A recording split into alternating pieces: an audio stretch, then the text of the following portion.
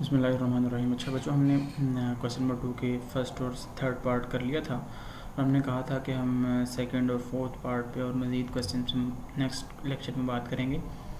तो आज हम इस पे बात करेंगे। देखें, क्वेश्चन नंबर 2 का सेकंड और फोर्थ पार्ट करने के लिए उससे पहले आपको कुछ फार्मूलाज याद होने चाहिए जो हमने फर्स्ट ईयर में पढ़े थे।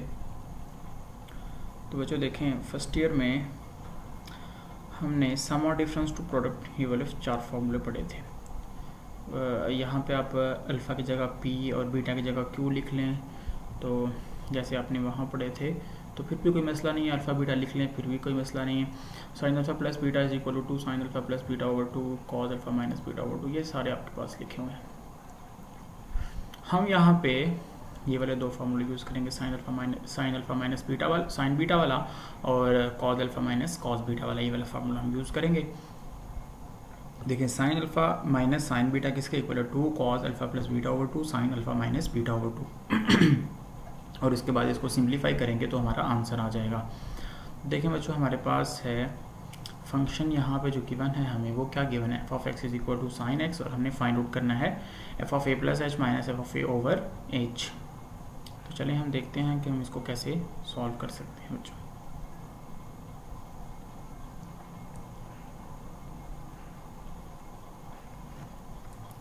देखिए, हमारे पास जो यहाँ पे फंक्शन है जो गिवन है वो है f of x is equal to sine x, ये हमें फंक्शन जो गिवन है। और हमने फाइंड आउट क्या करना है, यहाँ पे हमने फाइंड आउट करना है f of A plus H minus F of A over H, ये हमने यहाँ पे फाइंड आउट करना है बच्चों। तो देखते हैं हम इसको कैसे फाइंड आउट कर सकते हैं। सबसे पहले F of A plus H आप फाइंड आउट करें, तो F of A plus H आपके पास क्या आ जाएगा, जहाँ पे एक्स है वहाँ पे ए प्लस एच रखते हैं, तो आपके पास क्या आ जाएगा, साइन एक्स की जगह क्या आ गया, ए प्लस एच आ गया। उसके बाद एफ ऑफ ए, तो एफ ऑफ ए के लिए आप क्या करेंगे, जहाँ जहाँ पे आपके पास एक्स है वहाँ पे ए रखते हैं, तो आपके पास आ जाएगा साइन ए, ये आ गया आपके पास बच्चों। उसके बाद हमने चूँकि इसकी वैल्यू फाइंड आउट करनी है, तो हम यहाँ पर लिखेंगे F of A plus H minus F of ए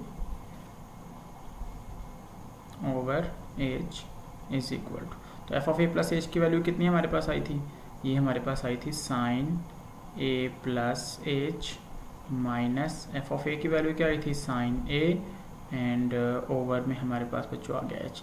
अब देखें, हमने जो फार्मूला यहाँ पे यूज़ करना है बच्चों, उसके अंदर sine alpha minus sign beta, तो अल्फ़ा की जगह यहाँ पे क्या है ए प्लस एच, और बीटा की जगह यहाँ पे क्या है ए। तो हम ये वाला फार्मूला जो अपना अभी हमने पढ़ा है, इस फार्मूले को यूज़ करेंगे। साइन अल्फ़ा माइनस बीटा वाला जो फार्मूला है 2 cos alpha plus beta over 2 sine alpha minus beta over 2, तो अल्फ़ा की जगह हमारे पास है ए प्लस एच और बीटा की जगह हमारे पास है ए, तो इसको हम यूज़ करते हैं। देखें, तो इसको हम लिख लेंगे f of A plus H minus F of A over H is equal to, यहाँ पे हमारे पास क्या आ जाएगा 2 cos alpha plus beta over 2, तो अल्फ़ा यहाँ पे हमारे पास क्या है ए प्लस एच, तो हमने यहाँ पे लिख दिया ए प्लस एच प्लस बीटा, तो प्लस ए ओवर 2 आ जाएगा बच्चों हमारे पास। उसके बाद sine alpha minus beta over 2, तो यहाँ पे अल्फ़ा हमारे पास क्या है ए प्लस एच, और बीटा यहाँ पे हमारे पास क्या है ए, उसको हमने सब्ट्रैक्ट कर दिया, ओवर हमारे पास आ गया 2, और इस सारे के नीचे बच्चों हमारे पास, इस सारे के नीचे हमारे पास एच मौजूद है।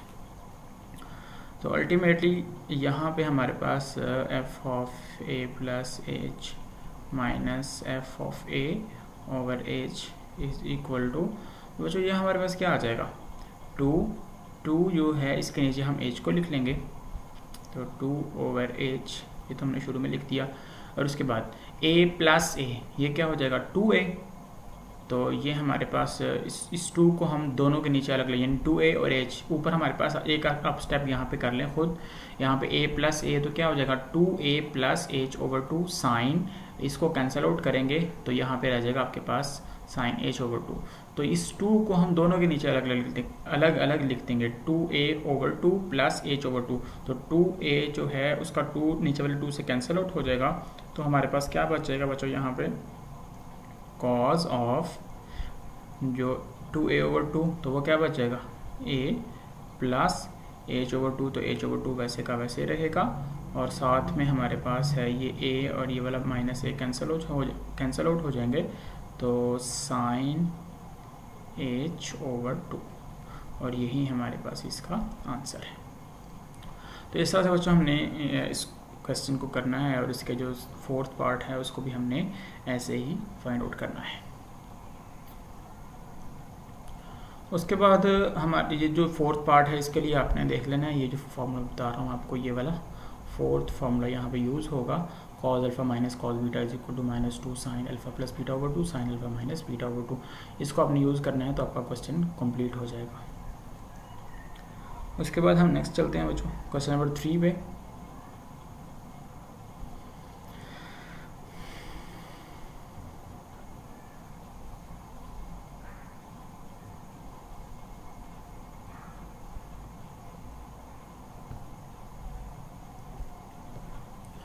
क्वेश्चन नंबर 3 में हमारे पास यहाँ पे कहा गया है कि express the following the perimeter P of a square as a function of its area. यानी जैसे हमारे पास कल हमने पढ़ा था कि y is a function of x था, तो इसी तरह वो कह रहा है कि perimeter p of a square, किसी स्क्वायर के पेरीमीटर को as a function of its area लिखें आप लोग। तो हम दोनों यहाँ पे जो फार्मूला होंगे पेरीमीटर ऑफ स्क्वायर का फार्मूला और एरिया ऑफ स्क्वायर का फार्मूला, उन दोनों फार्मूलाज को यूज़ करेंगे और उनको यूज़ करते हुए पेरीमीटर ऑफ स्क्वायर को फंक्शन ऑफ इट्स एरिया की फॉर्म में हम इसको लिखेंगे। तो देखते हैं हम इसको कैसे लिख सकते हैं।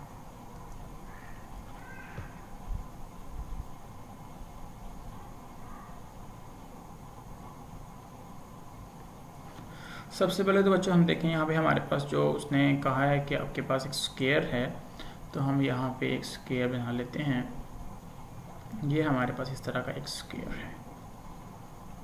तो स्क्वायर जो है उसकी सारी साइड्स इक्वल होती हैं, एंगल सारे 90 के होते हैं। तो फ़र्ज़ किया कि हमारे पास कि ये साइड भी x है और ये साइड भी x है। ये हम कर रहे हैं क्वेश्चन नंबर 3। क्वेश्चन नंबर 3 का फर्स्ट पार्ट है बच्चों हमारे पास। ये हमारे पास शेप है और यहाँ पे हम रफ में अलग से लिख लेंगे कि हमने फाइंड आउट क्या करना है। हमने पेरीमीटर ऑफ स्क्वायर को as a function of its area find out करना है। तो असल में हमने यहाँ पे फाइंड आउट करना हुआ p perimeter as a function of area. हम ये पहले बात ज़हन में रख लेंगे कि हमने फाइंड आउट क्या करना है, p as a function of a। यानी इधर हमारे पास सिंगल वेरिएबल p होना चाहिए और इधर जो कुछ भी हमारे पास टर्म्स होनी चाहिए वो उनके अंदर कोई x वगैरह कोई y इंक्लूड नहीं होना चाहिए, वहाँ पे a इंक्लूड होना चाहिए, एरिया a इंक्लूड होना चाहिए। तो p in terms of a हमने इसको लिखना है यहाँ के दो फार्मूलाज को यूज़ करके। तो हम यहाँ पे लिखेंगे सपोज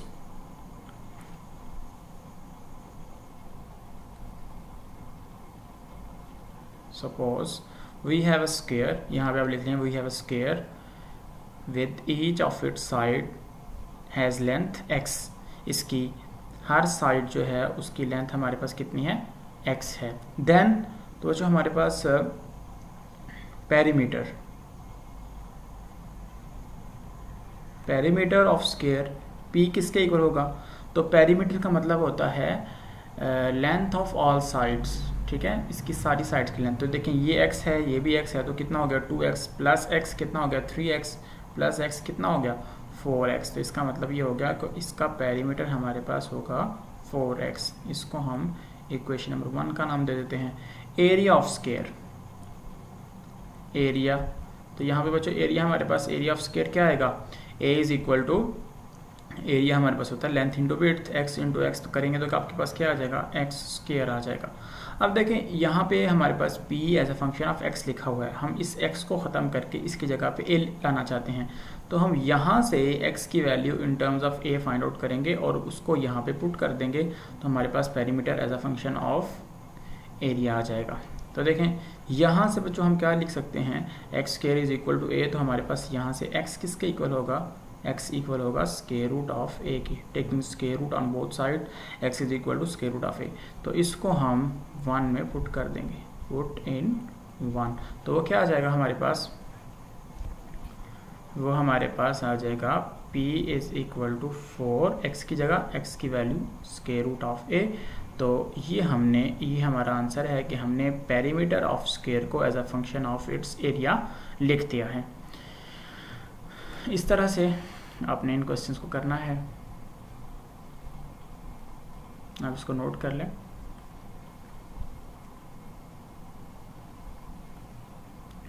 उसके बाद बच्चों हमारा नेक्स्ट क्वेश्चन है कि the area A of a circle as a function of its circumference, area of circle को as a function of its circumference हमने लिखना है।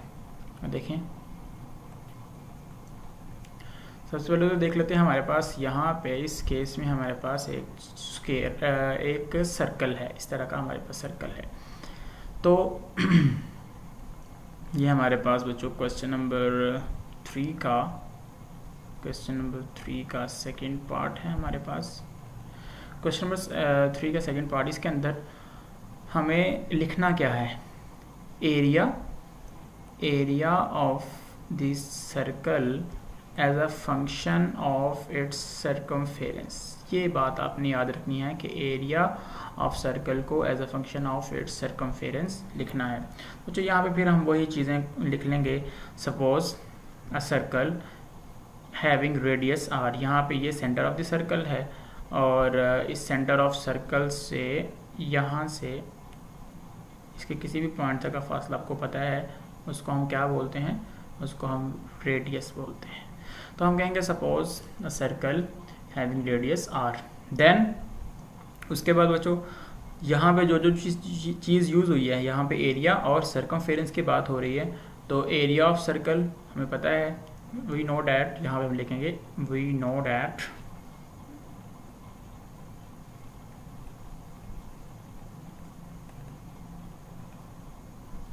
एरिया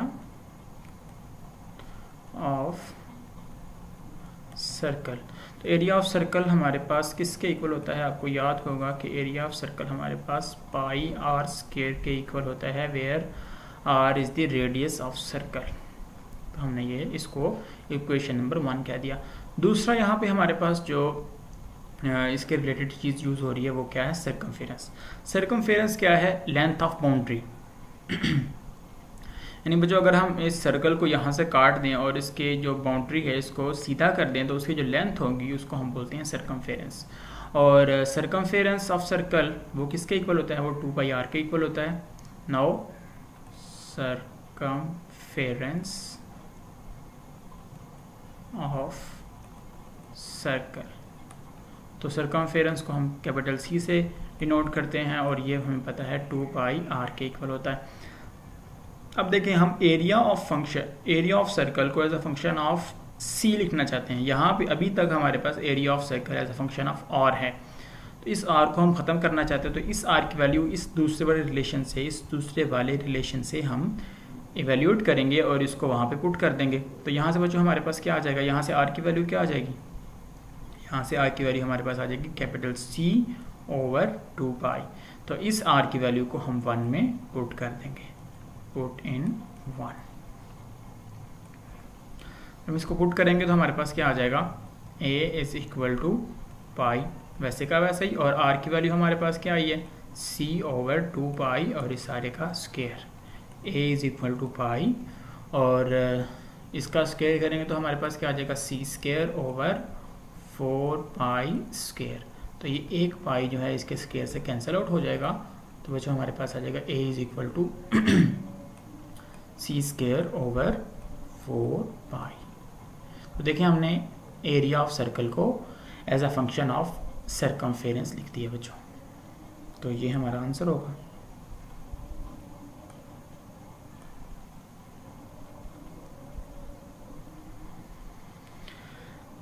नेक्स्ट पार्ट पे चलते हैं बच्चों, इसको आप नोट कर लें पास करके।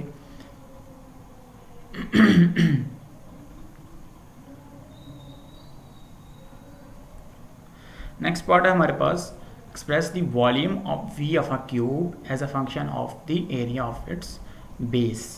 तो देखिए हम यहाँ पे एक क्यूब डिफाइन करेंगे और उसके वॉल्यूम को as a function of the area of its base लिखेंगे। ठीक है, देखते हैं हम इसको कैसे लिख सकते हैं। क्यूब हमारे पास किस तरह की शेप होती है। देखिए बच्चों हमारे पास क्यूब की, हम पहले तो क्यूब एक बनाते हैं यहाँ पे।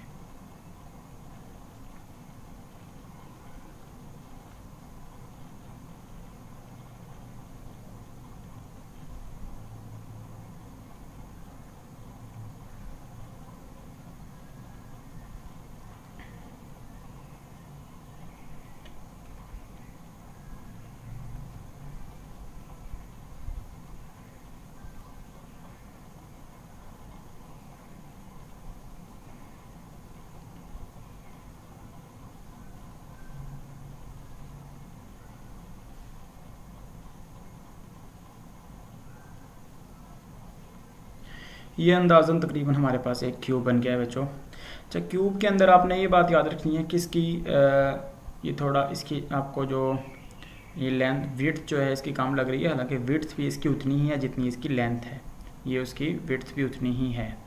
ठीक है, तो हमारे पास जो क्यूब होता है ये एक 6 साइडेड फिगर है, तो जिसकी लेंथ विड्थ और हाइट जो है वो बराबर होती है। तो यहाँ पे इसकी लेंथ विड्थ ये भी x है और इसकी हाइट जो है ये भी x है। सामने से आपको इसलिए नज़र आ रहा है कि आपके पास इसकी विड्थ कम है, लेकिन हम इसको सपोज करते हैं कि ये हमारे पास इसकी विड्थ लेंथ और हाइट बराबर है, यानी x है, x यूनिट्स। तो ऐसा जो हमारे इसके लिए हम क्या, ऐसा जो हमारे पास क्यूब होगा उसका वॉल्यूम और उसका एरिया ऑफ बेस, ये जो बेस है ये एक स्क्वायर है, तो स्क्वायर की लेंथ और विड्थ को मल्टीप्लाई करके हम उसका एरिया फाइंड आउट कर सकते हैं, जैसे हमने फर्स्ट पार्ट में किया। तो देखें बच्चों हमारे पास हम यहाँ पे लिखेंगे कि suppose a cube having all its sides of length x, then volume of cube क्या होगा हमारे पास। मैं आपको यहाँ पे एक PDF फाइल शेयर कर दूंगा जिसमें आपको सोल्यूशन मिल जाएगा, तो आपने वहाँ से देख के ये सारी चीज़ें लिख लेनी जो मैं यहाँ पे स्किप कर रहा हूँ कि suppose that we have a cube with all of its sides have length x, वो सारा कुछ आपने यहाँ पे लिख लेना। मैं आपको सिर्फ कॉन्सेप्ट समझा रहा हूँ कि हमने जो चीज़ यूज़ करनी है, जो चीज़ आपको पता होनी चाहिए। तो वॉल्यूम यहाँ पे हमारे पास क्या होगा, v इज इक्वल टू, वो क्या होता है volume, length into width into height, x into x, तो वो क्या हो जाएगा x क्यूब। और जो चीज़ मैंने आपको शुरू में बताई थी कि यहाँ पे हम पहले ये चीज़ ध्यान में रखें कि हमने फाइंड आउट क्या करना है, हमने वॉल्यूम ऑफ क्यूब को as a function of area of its base लिखना है, as a function of area of its base. तो हम वॉल्यूम और एरिया फाइंड आउट करेंगे और यहाँ से जो x की वैल्यू होगी उसको ए की फॉर्म में फाइंड आउट करके इसमें पुट कर देंगे। तो इसको इक्वेशन नंबर 1 कह दिया हमने। अब एरिया ऑफ इट्स बेस, तो एरिया ऑफ बेस वो किसके इक्वल होगा, वो इक्वल होगा लेंथ इंटू विड्थ यानी एक्स स्क्वायर के। तो यहाँ से x की वैल्यू फाइंड आउट करेंगे क्योंकि हमने वॉल्यूम को as a function of a find out करना, तो यहाँ से x की वैल्यू बच्चों हमारे पास क्या आ जाएगी, स्क्वायर रूट ऑफ a आ जाएगी। इसको आप इक्वेशन नंबर 1 में पुट इन, इक्वेशन नंबर 1 कर दें, तो v is equal to x की जगह आप रखेंगे स्क्वायर रूट ऑफ a और उसकी पावर हमारे पास है 3। तो बच्चों हमारे पास v की वैल्यू क्या आ जाएगी, a की पावर 3/2, और यही हमारे पास इसका आंसर होगा। तो इस तरह से बच्चों आपने ये क्वेश्चन कर लेने हैं तीनों पार्ट। नेक्स्ट चलते हैं क्वेश्चन नंबर 4। बच्चों क्वेश्चन नंबर 4 जो है ये आपने अभी स्किप करना है, हम नेक्स्ट एक्सरसाइज में जब जाएंगे तो वहाँ भी डोमेन और रेंज के क्वेश्चन आएंगे, तो उनके साथ हम इसको भी इंशाल्लाह करेंगे। अभी हम क्वेश्चन नंबर 5 पे जा रहे हैं। क्वेश्चन नंबर 5 में देखें गिवन हमें है f of x is equal to x cube minus a x square plus b x plus 1, और उसने कहा है कि f ऑफ 2 माइनस 3 के इक्वल है and f of minus 1 is equal to 0 है। Find the values of a and b। तो जो कुछ गिवन है उसको यूज़ करते हुए हम a और b की वैल्यूज़ को फाइंड आउट करते हैं। देखें हम a और b की वैल्यूज़ को किस तरह से फाइंड आउट करते हैं।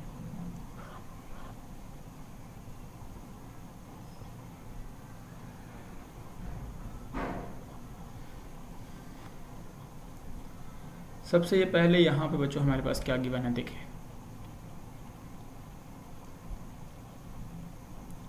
ये हमारे पास है क्वेश्चन नंबर 5। गिवन हमारे पास है function f of x is equal to x cube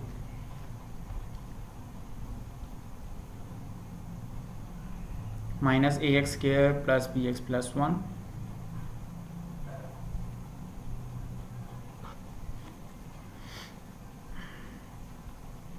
minus a x square plus b x plus 1। ये हमें फंक्शन गिवन है और इसके साथ साथ हमें दो वैल्यूज़ उसने खुद फाइंड आउट करके दी हुई हैं। वो क्या है? पहली वैल्यू उसने कहा है कि f(2) -3 के इक्वल है और दूसरा f(-1) इज इक्वल टू 0 है। तो f(2) इज इक्वल टू -3,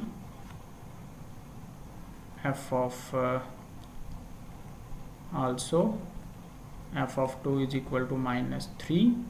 इसको हम 1 का नाम दे देते हैं, बल्कि इसको 2 का नाम दे दें, आप इसको 1 का नाम दे दें। और f(-2) इज इक्वल टू 0। देखें बच्चों, बल्कि f(-1) उसको हम ठीक कर लेते हैं। f(2) is equal to -3 and f(-1) is equal to 0। तो a और b की वैल्यूज हमने फाइंड आउट करनी है। यहाँ पे f(-1) है।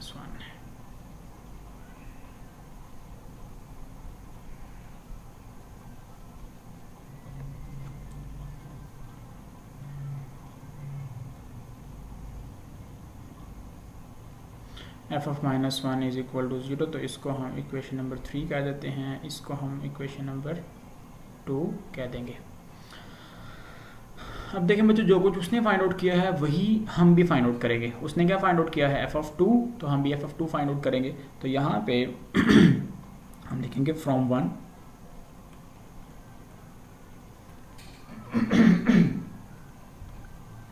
f(2) बच्चों हमारे पास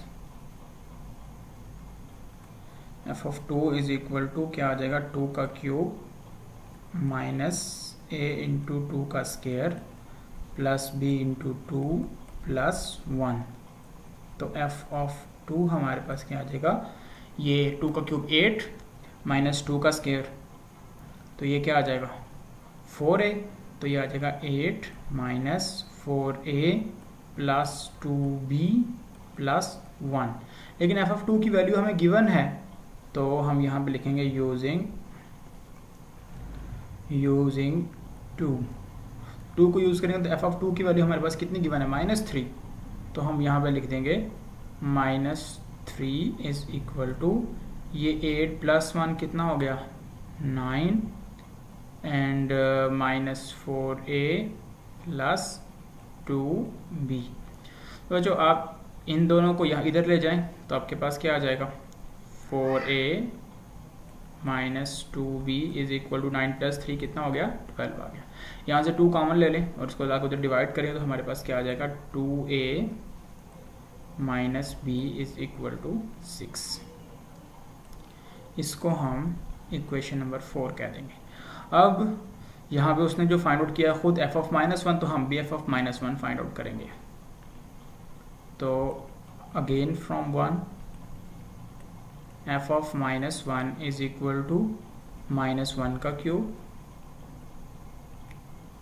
माइनस a इंटू -1 का square plus b into -1 plus 1। तो f(-1) हमारे पास क्या आ जाएगा? -1 का क्यूब -1 एंड -1 का स्क्वायर 1 आ जाएगा, minus a minus b plus 1। तो ये कैंसिल आउट हो गए दोनों।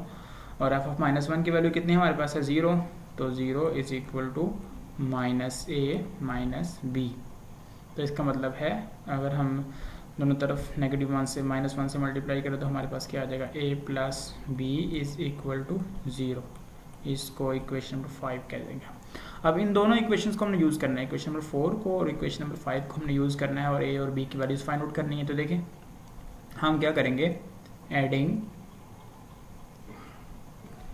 Adding equation number 4 and equation number 5।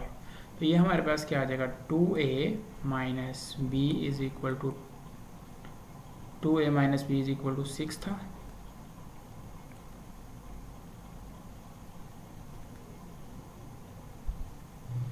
2a minus b is equal to 6 and दूसरा हमारे पास है a plus b is equal to 0। तो इनको ऐड करें तो ये कैंसिल आउट हो गया, 2a प्लस a कितना आ गया 3a इज इक्वल टू 6। तो a की वैल्यू यहाँ से बच्चों हमारे पास क्या आ जाएगी 6/3 2 आ जाएगी, ये a की वैल्यू आ गई। इस a की वैल्यू को अब यहाँ चाहे पुट करेंगे यहाँ पुट कर दें, जहाँ भी पुट कर दें। तो यहाँ पे अगर a की वैल्यू अब पुट करेंगे पुट इन 5 तो a की value 2 plus b is equal to 0। तो b की वैल्यू हमारे पास क्या आ जाएगी, b की वैल्यू आ जाएगी -2। तो ये हमारे पास a की वैल्यू b की वैल्यू आ गई और ये हमारे पास a की वैल्यू आ गई। तो इस तरह से बच्चों आपने इस क्वेश्चन को सॉल्व करना है।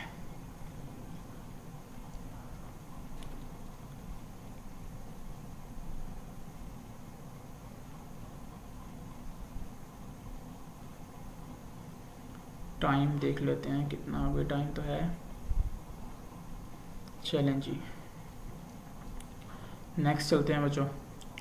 क्वेश्चन नंबर 6 है a stone falls from a height of 60 metre on the ground. The height h after x seconds is approximately given by h of x is equal to 40 minus 10x square। देखें एक पत्थर जो है वो गिरता है कहाँ से 60 मीटर हाइट से, ठीक है, ग्राउंड पे गिरता है, ज़मीन पे गिरता है। देन हमने उसने यहाँ पे एक फंक्शन डिफाइन करके दिया है हाइट फंक्शन जिसे हम बोलते हैं h of x is equal to 40 minus 10x square, जो किसी भी पॉइंट पे किसी भी वक्त पे हमारे स्टोन की ज़मीन से हाइट बताता है। यानी ये फंक्शन ये बताएगा कि इस वक्त हमारे स्टोन की हाइट ज़मीन से कितनी है, ठीक है।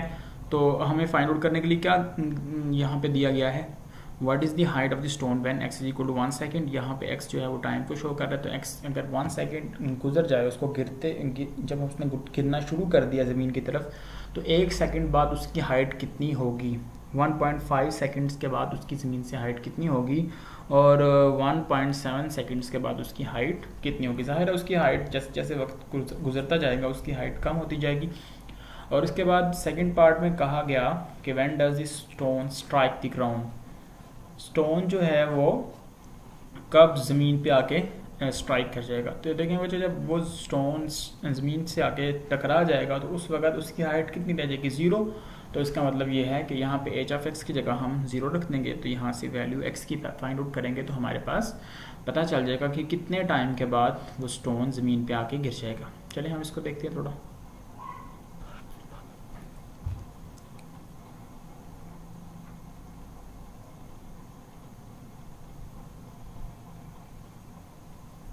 हमारे पास जो बच्चों केस है, जो शेप है कुछ इस तरह से है।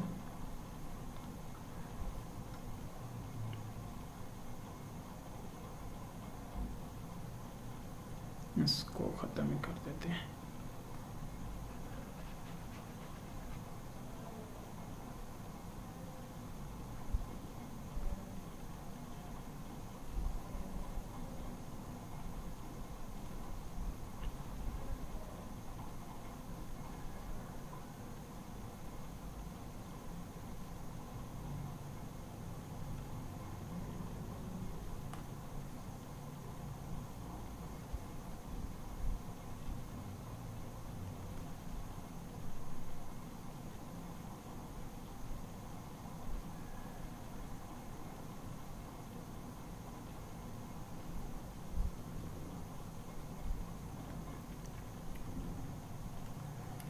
इस तरह के बच्चों हमारे पास एक शेप है। यहाँ पे फ़र्ज़ करें यहाँ पे 60 मीटर हाइट, 6 मीटर हाइट है ये ज़मीन से, ये ज़मीन है और ये हमारे पास 60 मीटर हाइट है।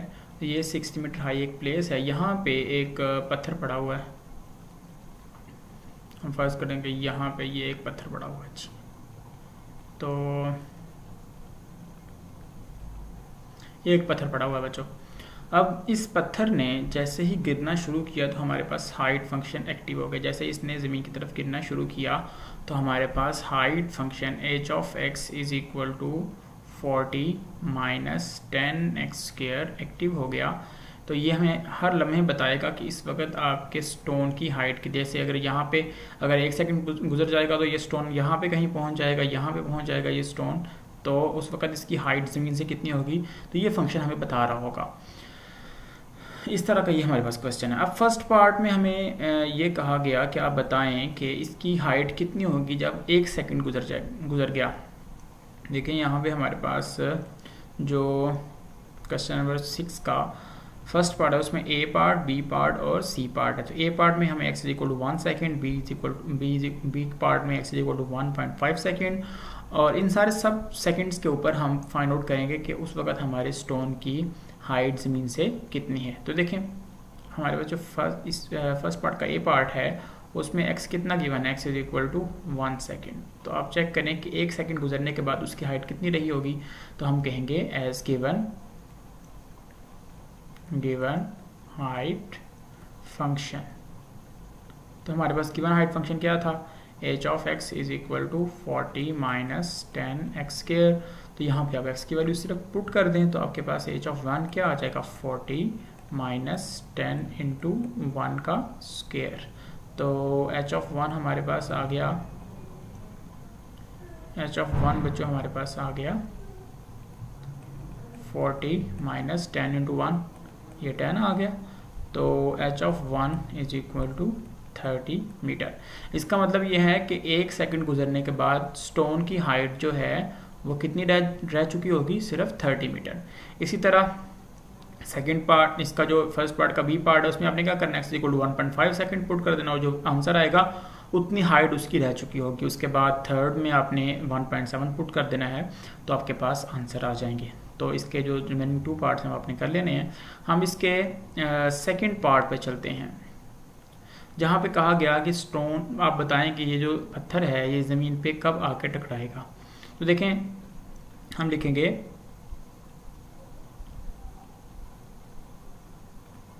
when the stone strikes the ground, जब ये स्टोन ज़मीन पे आके गिरेगा तो हाइट कितनी होगी, तो बच्चों उस वक़्त हमारे पास हाइट विल बी 0, हाइट तो 0 हो जाएगी। इसका मतलब ये है कि h ऑफ x की जगह हम क्या रख देंगे, 0 रख देंगे। सो h ऑफ x की जगह हम 0 रख देंगे, 0 is equal to 40 minus 10x²। तो यहाँ से इसको हम लिख सकते हैं 10x² इज इक्वल टू 40। तो x² यहाँ से आ जाएगा हमारे पास 4, तो x की वैल्यू आ जाएगी प्लस माइनस 2। लेकिन चूंकि x रिप्रेजेंट कर रहा है टाइम को और टाइम नेगेटिव नहीं होता तो इसका मतलब है यहाँ से x की वैल्यू हमारे पास आ जाएगी 2 सेकेंड्स। तो इसका मतलब ये हुआ कि 2 सेकेंड के बाद आपका जो पत्थर है वो आके ज़मीन को टकरा जाएगा। तो इस तरह से आपने इस क्वेश्चन को समझना है। इसके जो 2 रिमेनिंग पार्ट हैं वो आपने कर लेने हैं और इसका जो सेकंड पार्ट है उसको अच्छी तरह समझ के आपने कर लेना है। आज हम इतना ही पढ़ेंगे बच्चों। नेक्स्ट लेक्चर में हम इसके बाकी क्वेश्चंस को इंशाल्लाह डिस्कस करेंगे कि हम किस तरह से इन क्वेश्चंस को कर सकते हैं। आपने जो आज का काम है वो आज ही कर लेना है। रोज़ाना का काम रोज़ाना करते जाएंगे तो इंशाल्लाह बड़ी आसानी के साथ आपको समझ भी आती जाएगी सारी चीज़ों की और आपका काम भी जल्दी कवर होता जाएगा।